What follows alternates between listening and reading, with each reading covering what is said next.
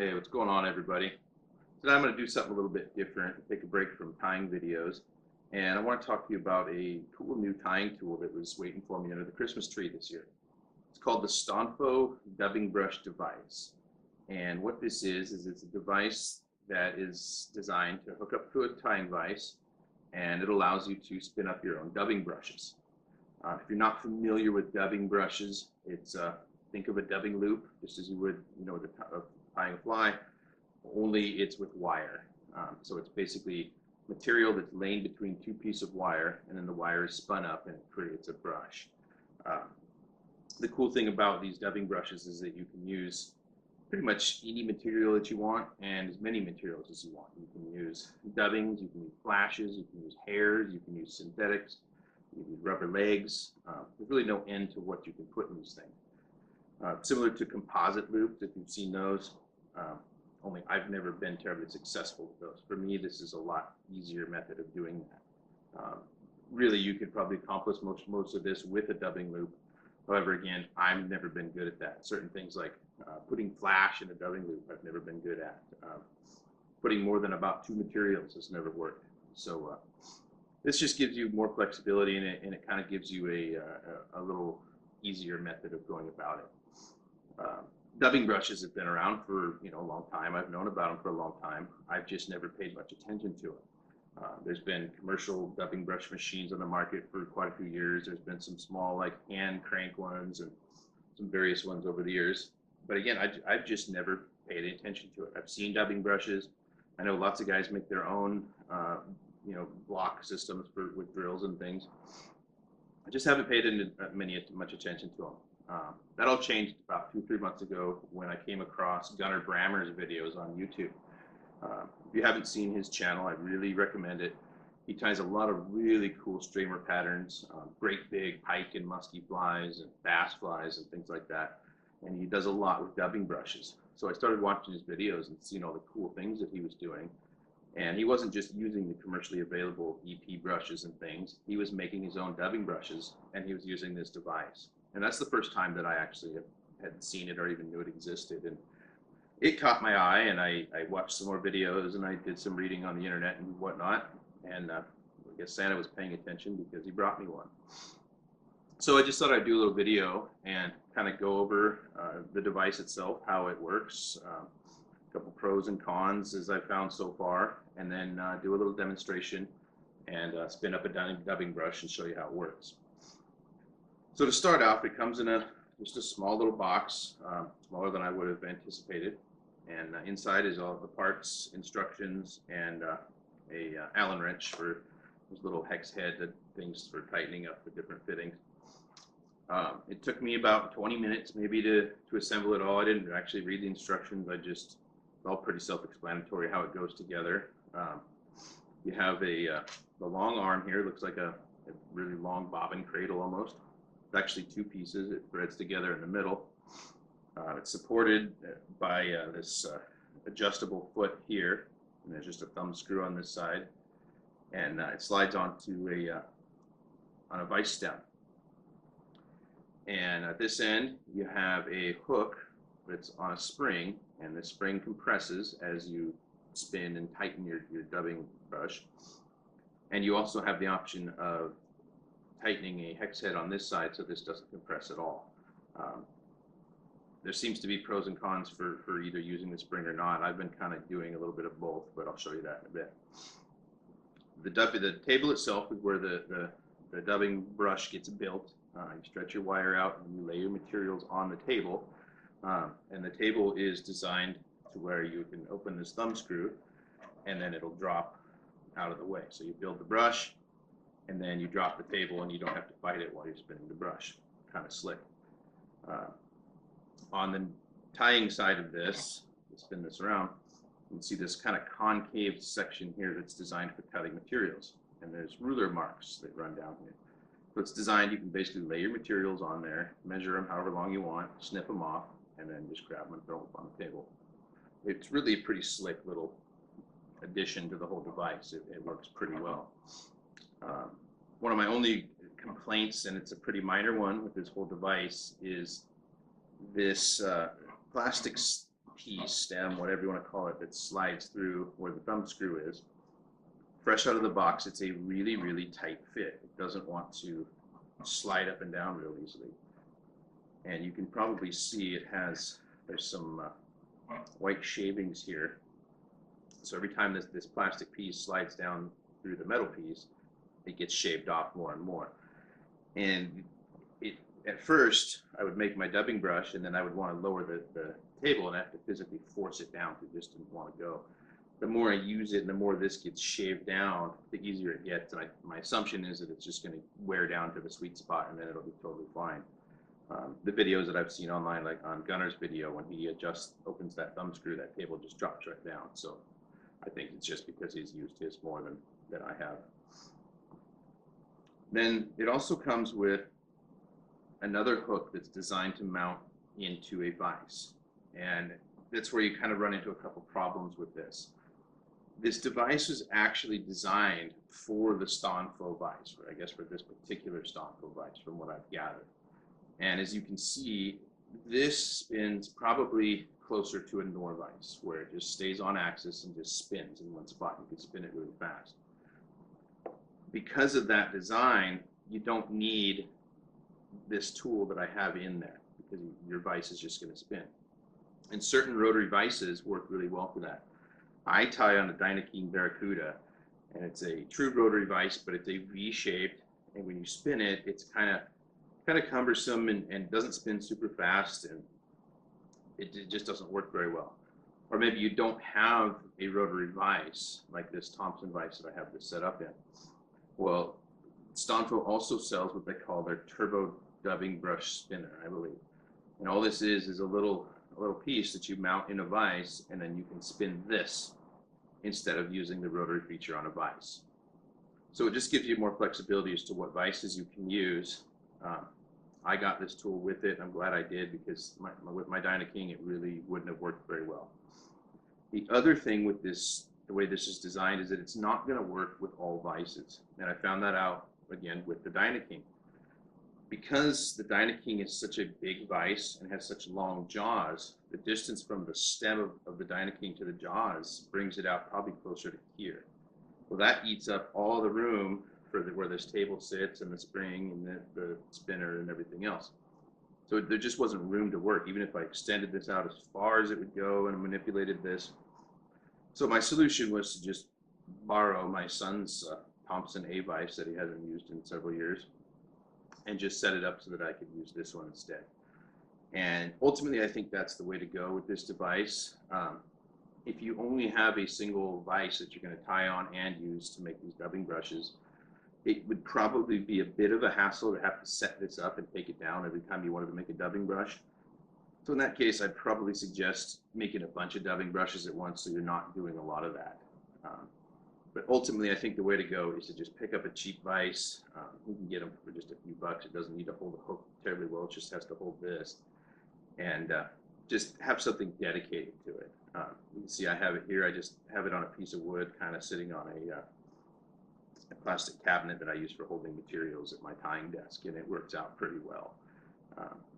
You know, if you're anything like me, I'm a little ADD when I tie, so I might be halfway through a fly and just on a whim decide I want to spin up a dubbing brush and put that into the fly. So I'll just turn over to this and spin up my dubbing brush, take it off, go right to my fly, and go back to work.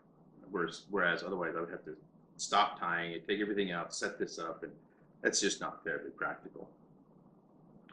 So another thing that you need in order to make a dubbing brush, obviously, is wire.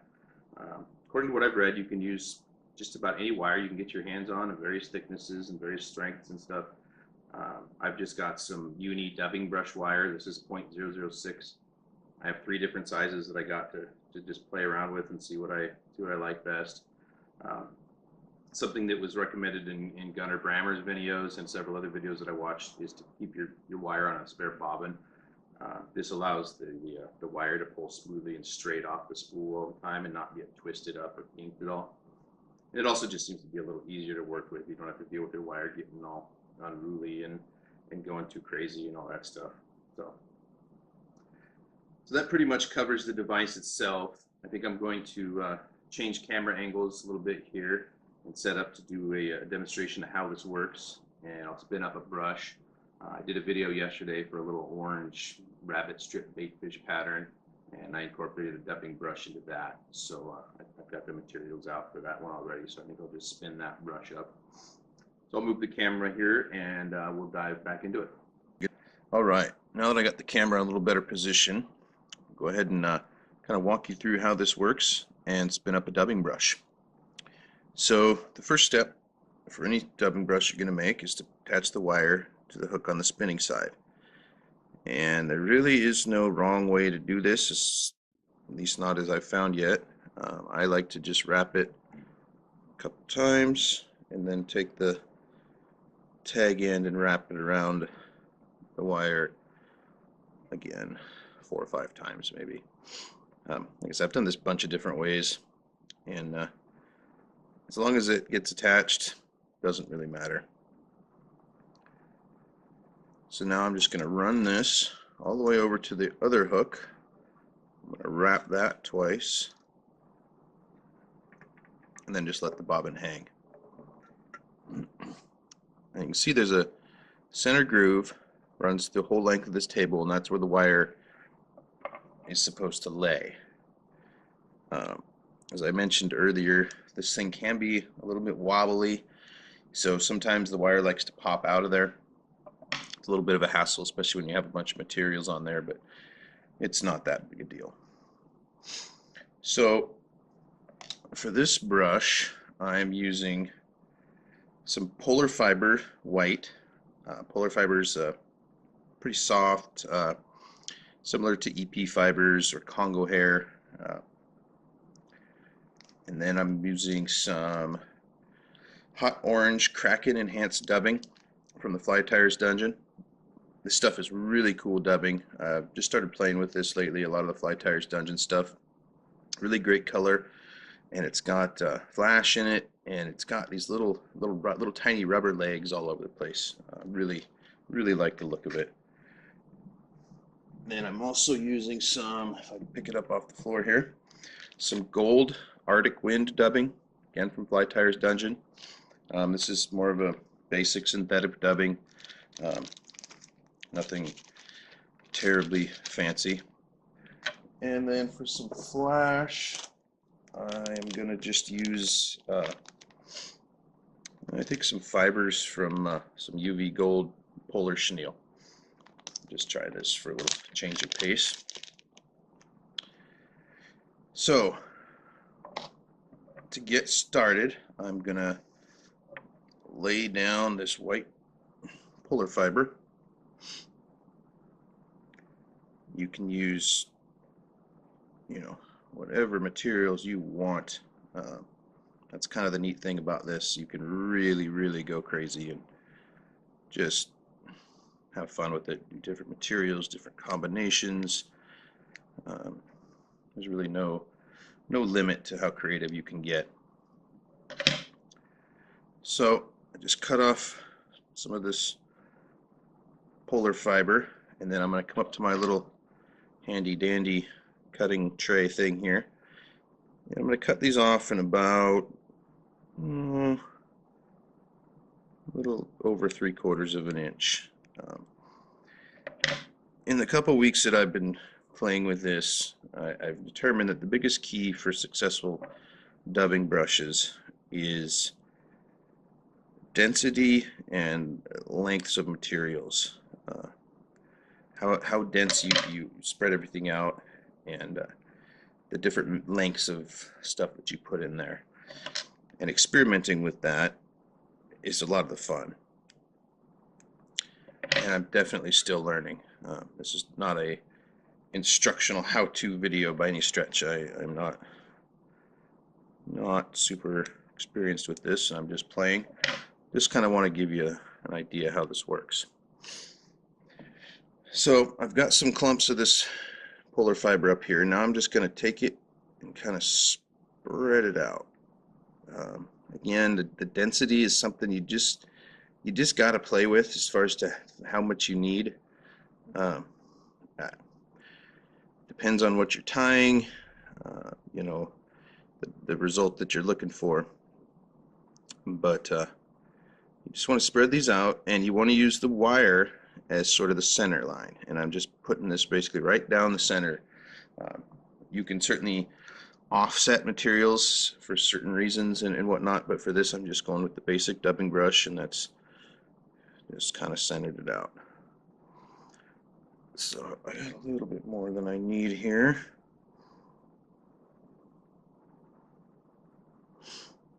Another big part of the success of a dubbing brush is how much time you take to lay this and spread this out nicely, especially when you get to the other materials, some flash and things like that.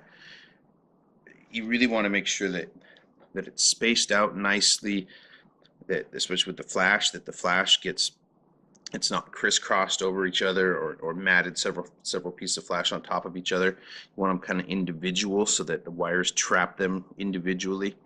Be much stronger that way, and you'll get a better look. But that kind of thing, you really just have to play around with it and play around with it and play around with it. I'm still just getting there. So I got this spread out, my white kind of core.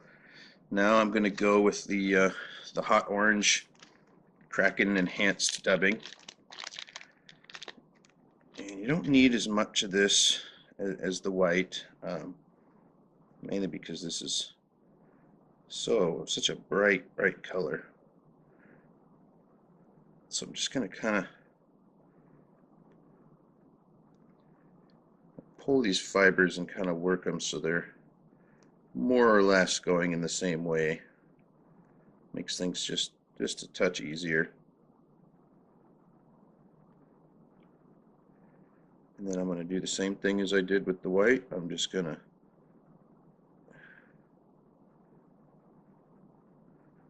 lay this out right on down the line. Try to make it as sort of even as I can. I'm not going to spend too much time on that for the sake of this video, because I'm just trying to give you an idea how this works. But like I said, the more effort you put into making sure this stuff is laid out real nicely, the better your brushes are going to look.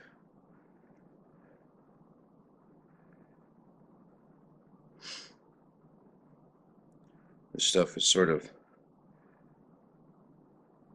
unruly by design, so I don't want to take away from that. You can see all these little rubber legs going everywhere, and gives it a super buggy kind of a look. It's not perfect, but that'll do. Okay, so that's my next layer. Next I'm going to take, just kind of, I don't have any real good soft supple gold flash. I'm just going to take some fibers from a chunk of this polar chenille and kind of lay those in there.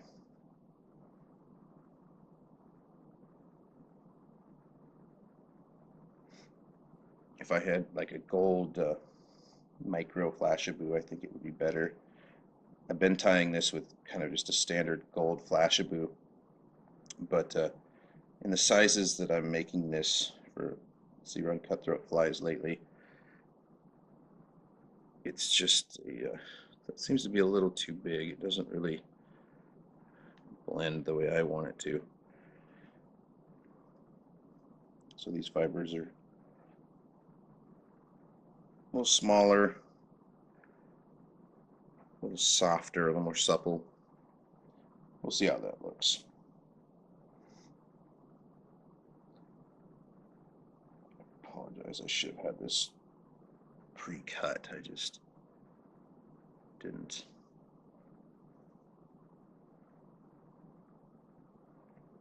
Again, I'm not spending too much time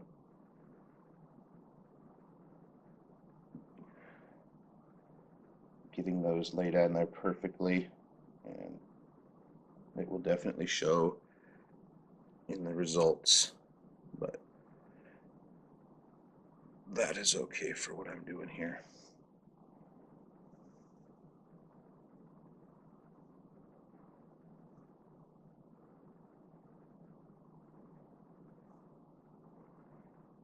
Just a little bit more.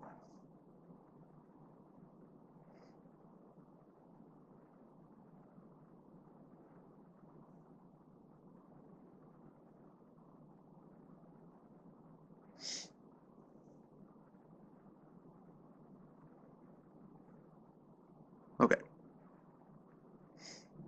So, got the flashlight in there.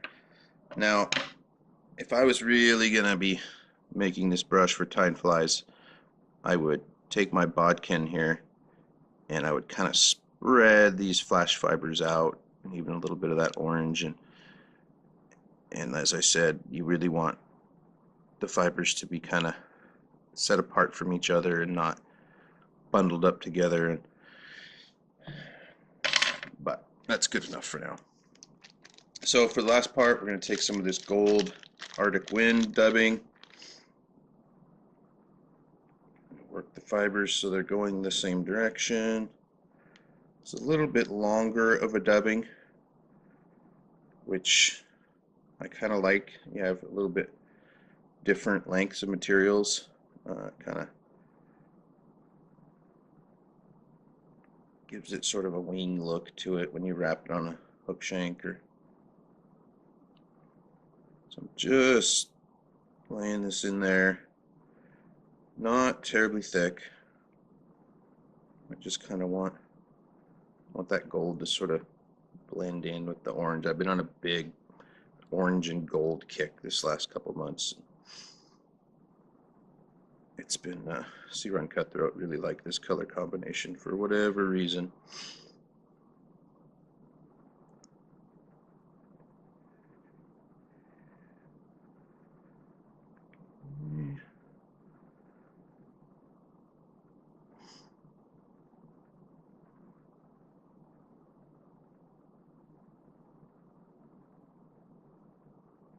All right, good enough.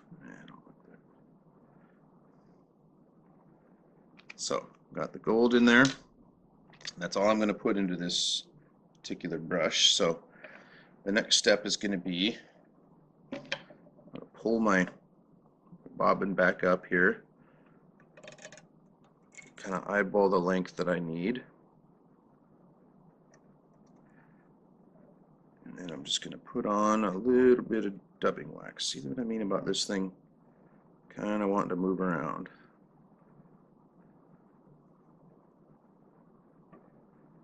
Throw some dubbing wax on this wire, and that just seems to help the, oh yeah, make sure that you catch your fibers with the dubbing wax. That's a great idea. The wax just seems to help hold everything in place when you're getting started. So I'm just going to lay this down on the material, and then I'm going to come in and wrap back around that hook 2 more times.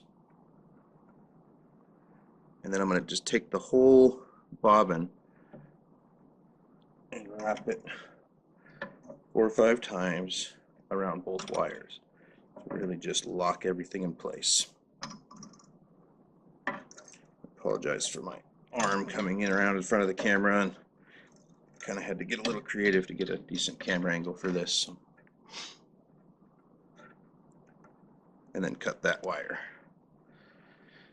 Now the loop is ready to spin up. I'm going to make sure this is all level again, because again it wanted to move. I'm going to see if I can home engineer a way to make this a little more sturdy, but and then I'm just going to lower my table, start giving this some spins to get everything kind of locked up.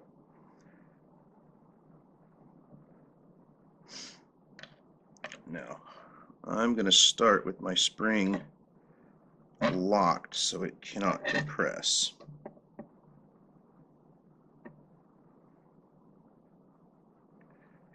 Should have already had this tightened, but of course I didn't.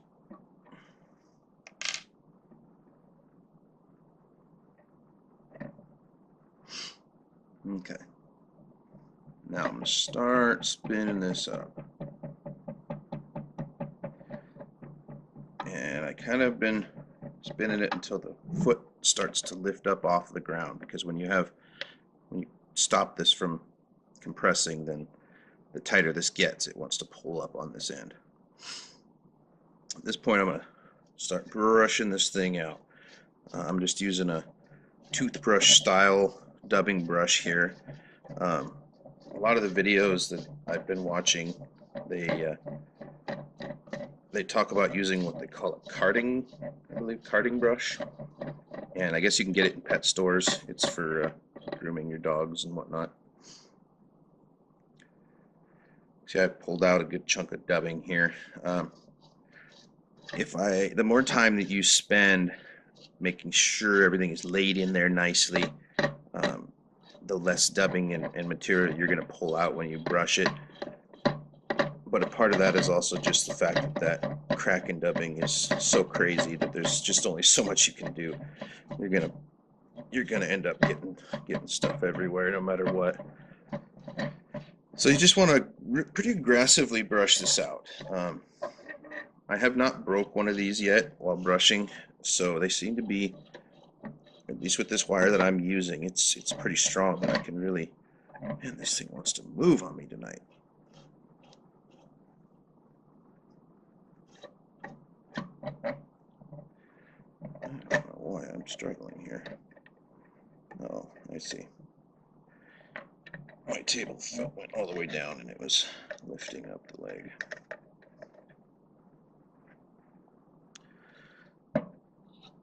Okay, so you give that a good brushing, and then I'm going to spin it some more.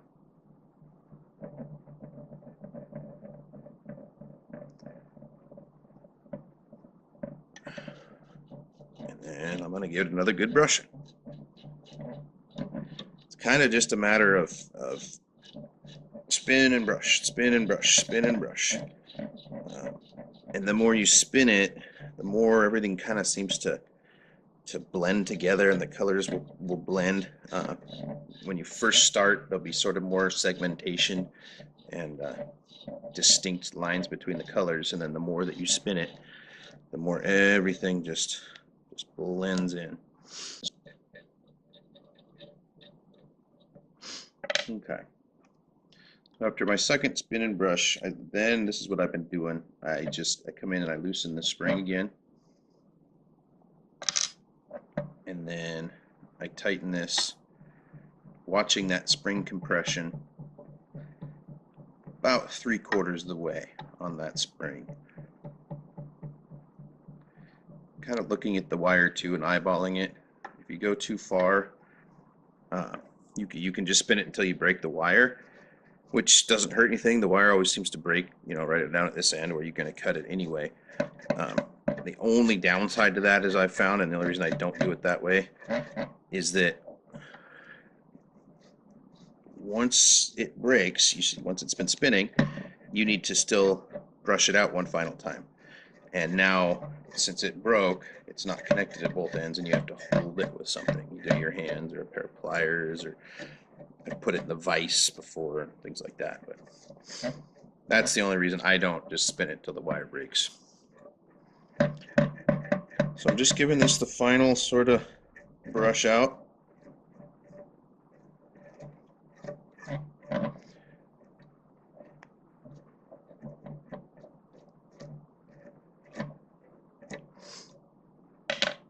It's looking good enough for demonstration purposes. And then I'm just going to cut that wire at that end, pull it off at this end, and I have a finished brush. And now you can see it's got the gold and the orange and the white kind of all blended together for the most part, and then it's got that flash sort of sprinkled throughout. Again, if I'd have spent more time and if I had more experience with this, it would look better. But for the flies I'm going to tie, there's nothing wrong with this, and it's just such a unique look. It's also got these orange legs pulling out all over the place, rubber legs. It's just a super cool brush. Here's a little bait fish fly, just a little orange rabbit strip bait fish fly that I tied up yesterday using this brush, and this whole underbody section here is the brush. Here's one that I tied last night. It's kind of a flat wing tail with the dubbing brush body. Another one that I tied here the other day with the brush. There's just no end to what you can do with this. You can get as creative or as simple as you want. I'm just really at the tip of the iceberg as far as I think what I'm going to use this for in my tying. But you know, at this point, you can just tie it in like you would a hackle and wrap it and do all kinds of cool stuff with it. So hopefully this kind of gives you an idea what this is all about, what making dubbing brushes is all about. I highly recommend this device. It costs about, it's $59-$60 for the dubbing brush device itself. The turbo spinner is another $30. Basically, if you buy a spool of wire or two with it, you know, you're looking at a $100 investment. And you know, in the grand scheme of things, what's $100 these days?